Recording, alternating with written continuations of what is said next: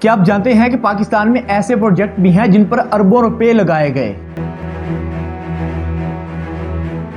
جو بنائے تو عوام کے فائدے کے لیے گئے، لیکن آج ان پر عوام کا پیسہ لگتا ہے اور وہ عوام کو کچھ نہیں دیتے۔ آخر یہ سفید ہاتھی ہیں کیا؟ آئیے جانتے ہیں اپنی اس ویڈیو میں۔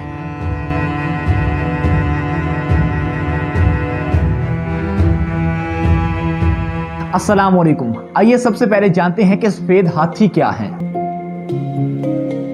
ایسا منصوبہ یا چیز جس پر بہت زیادہ پیسہ خرچ کیا جائے اور وہ فائدہ دینے کی بجائے الٹا بوجھ بن جائے، ان منصوبوں کو، ان چیزوں کو سفید ہاتھی کہتے ہیں، اور آج پاکستان ان کا خمیازہ بھگت رہا ہے۔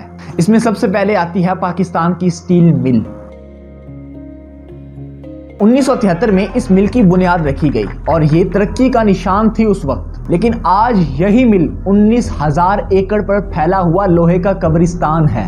2015 سے یہ مل بند پڑی ہے، لیکن حیرانی کی بات یہ ہے کہ اس کے ہزاروں ملازمین کو تنخواہیں دی جا رہی ہیں، اور اس وقت سے یہ وطن عزیز کو مسلسل خسارے میں ڈال رہی ہے، اور اس نے 600 ارب روپے کا نقصان کیا ہے، جو اب بھی رکنے کا نام نہیں لے رہا، اور اس کا روزانہ کا نقصان کروڑوں میں ہے۔ سوال یہ ہے کہ جو منصوبہ روس کے تعاون سے بنایا گیا تھا، اس میں کرپشن اور بد انتظامی کیسے آئی؟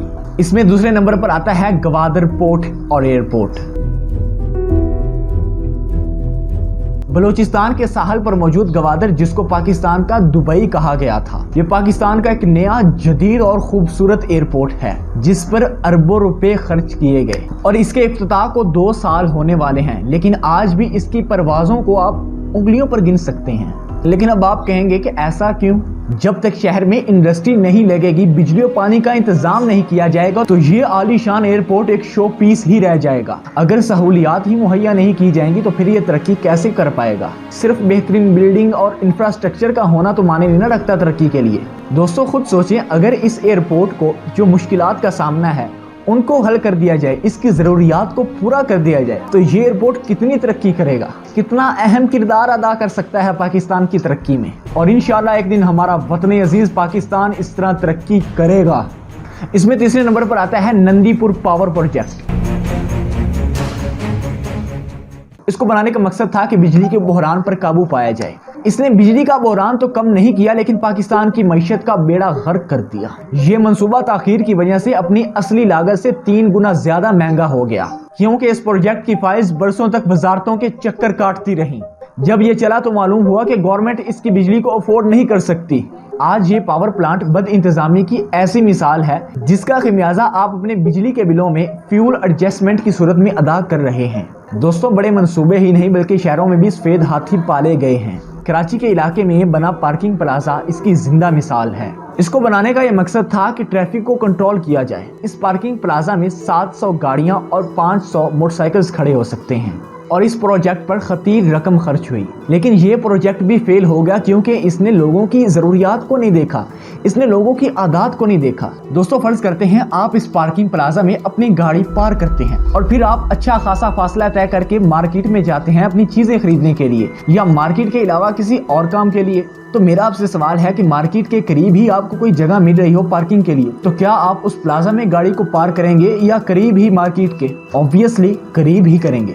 یہی چیز تھی کہ اس پارکنگ پلازا کو مارکیٹ سے جن جگہوں پر لوگوں کا رجحان زیادہ ہوتا ہے اس سے دور بنایا گیا، اور جن لوگوں کے لیے یہ پلازا بنا تھا وہ تو گئے نہیں۔ یہ ثابت کرتا ہے کہ اگر عوام کی ضروریات کو پورا نہ کیا جائے تو یہ بڑی بڑی بلڈنگز کوئی معنی نہیں رکھتی۔ اس میں 5ویں نمبر پر آتا ہے پاکستان ریلوے،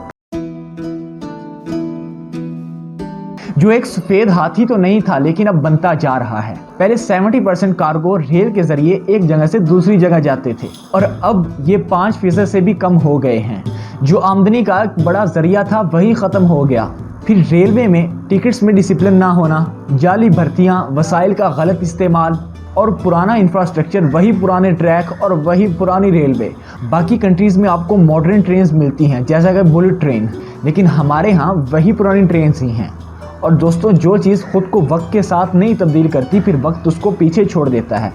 یہی مثال ہمارے ریلوے سسٹم پر بھی اپلائی ہوتی ہے، اور یہ سارے عوامل ہیں جو آج ریلوے کے نظام کو سفید ہاتھی بنا رہے ہیں۔ دوستو یہ ہیں وہ سفید ہاتھی جو ہمارے ملک کی معیشت کو تباہ کر رہے ہیں۔ امید کرتا ہوں آپ کو یہ میری ویڈیو اچھی لگی ہوگی۔ انشاءاللہ پھر ملیں گے ایک اچھی نئی ویڈیو کے ساتھ، تب تک کے لیے والسلام یا حبیبی۔